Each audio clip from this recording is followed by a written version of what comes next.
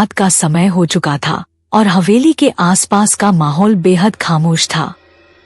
चारों ओर घना अंधेरा और सन्नाटा था। राजेश, विजय, नीलम और उनके कुछ और दोस्त हवेली के पास पहुंचे। हवेली की ऊंची दीवारें और बंद दरवाजे देखकर ही उनके रोंगटे खड़े हो गए। हवेली का विशाल दरवाजा बहुत पुराना और भारी था। राजेश ने अपने दोस्तों के साथ मिलकर दरवाजा खोलने की कोशिश की और आश्चर्यजनक रूप से दरवाजा बिना किसी जोर के खुल गया। दरवाजा खुलते ही हवेली के अंदर से एक अजीब सी ठंडी हवा बाहर आई, जो बहुत ही भयानक थी। हवेली के अंदर घुप अंधेरा था। चारों ओर सन्नाटा पसरा हुआ था। राजेश ने सबसे आगे चलने का फैसला किया और उसने अपनी टॉर्च जलाकर आगे बढ़ना शुरू किया। उसके पीछे पीछे उसके दोस्त और नीलम भी चल रहे थे और हवेली के अंदर का माहौल बेहद डरावना था। हवेली की दीवारों पर पुरानी पेंटिंग्स लगी हुई थीं, जो अब धूल और मकड़ी के जालों से ढकी हुई थी। फर्श पर जगह-जगह मिट्टी और कचरा फैला हुआ था। हवेली के हर कोने से एक भयानक बदबू आ रही थी, जैसे यहाँ सालों से कोई नहीं आया हो। हवेली का हॉल बहुत बड़ा था, लेकिन वहाँ एक भी खिड़की नहीं थी, जिससे अंदर की हवा घुटन भरी लग रही थी। जैसे ही वे हॉल के बीच पहुँचे, अचानक से हवेली के दरवाजे खुद ब खुद बंद हो गए।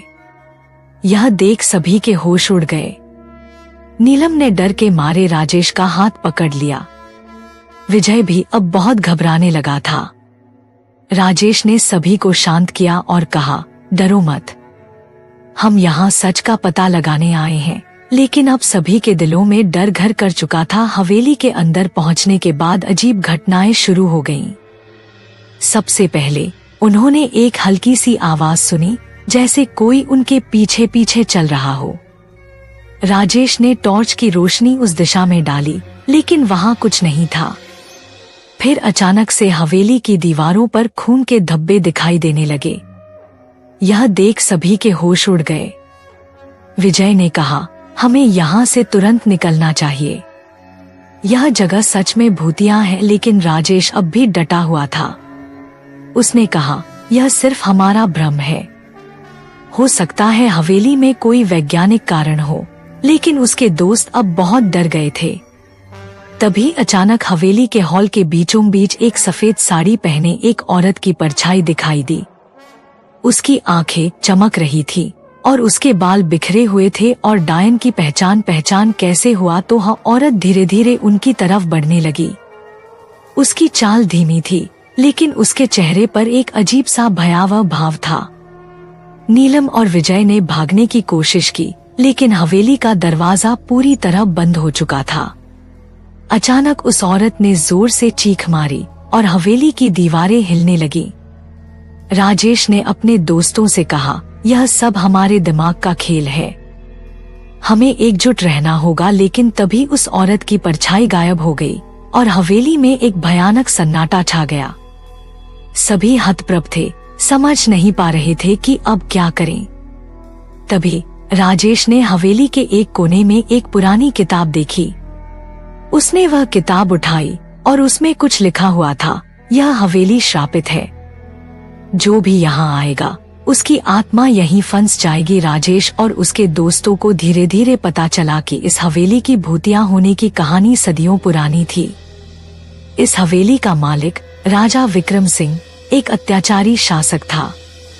उसने अपने ही परिवार को धोखा देकर उनकी हत्या कर दी थी। और अब हम कहानी की चौथी और बढ़ते हैं तो कैसे गांव में चुड़ैल का हमला ने सभी को परेशान कर दिया। तो आपको यह कहानी सुनकर बहुत डर लगने लगेगा। तो भारत के ग्रामीण इलाकों में अनेक कहानियां प्रचलित हैं, जिनमें से कई लोक कथाएं और अंधविश्वासों पर आधारित हैं।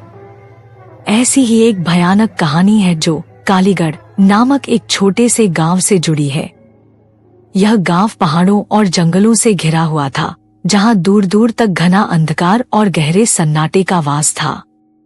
इस गांव के लोग साधारण थे, लेकिन उनके दिलों में डर की एक गहरी छाया हमेशा मंडराती रहती थी।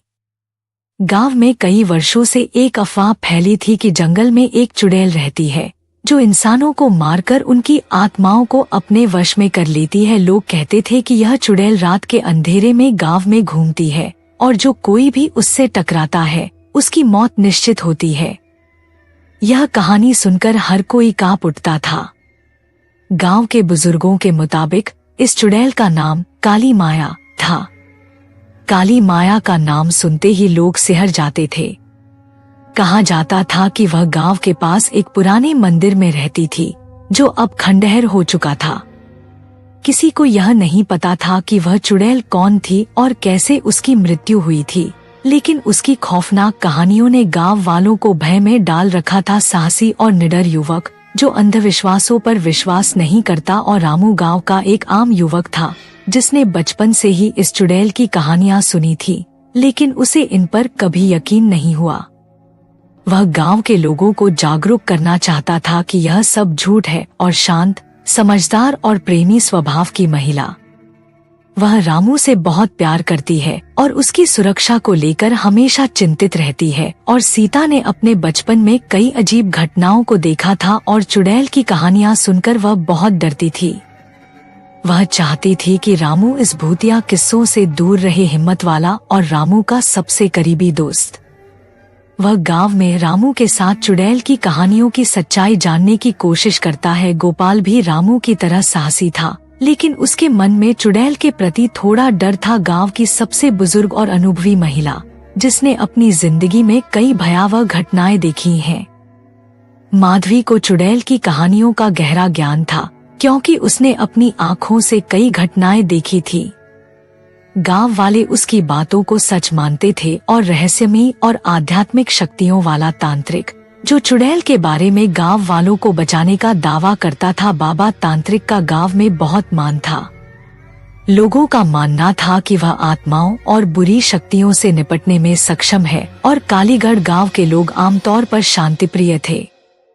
वे खेतीबाड़ी करते थे और अपने परिवार के साथ खुशहाल जीवन जीते थे। लेकिन रात के समय जब सूर्यास्त होता तो गांव में एक